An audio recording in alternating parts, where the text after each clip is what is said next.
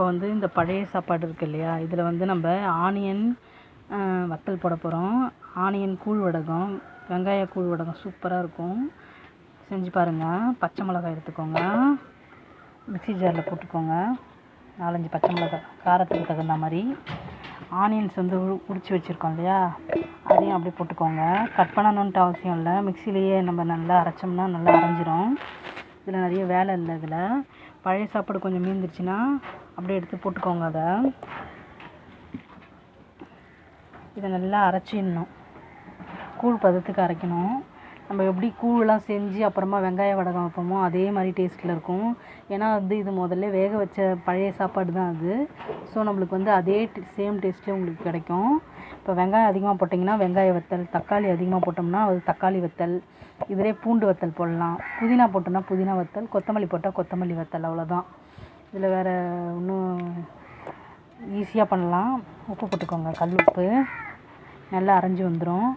இதை அரைச்சிட்டு பார்க்கலாம்.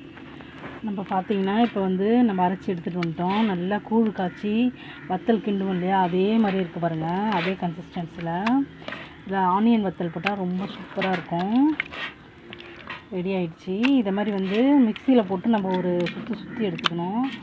சில பேர் வந்து அப்படியே பழைய இதில் வந்து சும்மாவே கிள்ளி வைப்பாங்க, அது நல்லா இருக்காது. இதை நல்லா கூழ் மாதிரி அரைச்சிட்டு கிள்ளி வச்சோம்னா இந்த கிள்ளு வத்தல் நம்மளுக்கு நல்லா கிடைக்கும். சாப்பிட்றதுக்கும் நல்லாயிருக்கும். இதில் வீட்டில் செஞ்ச மாதிரி இருக்காது, ரொம்ப கடையில் வாங்கி நம்ம சாப்பிட்ற மாதிரி இருக்கும் டேஸ்ட்டு.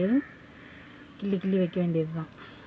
ஒரு 4 நாள் காய வச்சோம்னா நம்மளுக்கு ஒரு 1/2 கிலோ அளவுக்கு இதில் வத்தல் கிடைக்கும் நம்மளுக்கு. இந்த 2 கப் சாதத்துக்கே. சாப்பாடு வந்து மீந்துருச்சுன்னா வந்து இதை மாதிரி ட்ரை பண்ணி பாருங்கள், நல்லாயிருக்கும். எப்படி இருக்குன்னு பார்க்கலாம். இது வந்து போட்டாச்சு வத்தலை. இதை வந்து வெயிலில் காய வச்சுட்டு 4 நாள் கழித்து வறுத்து சாப்பிட்டுக்கலாம். நீங்களும் செஞ்சு பாருங்கள் வெங்காய வத்தல். Like, share and comment. Sri ஃபேமிலிக்கு சப்ஸ்கிரைப் பண்ணுங்கள்.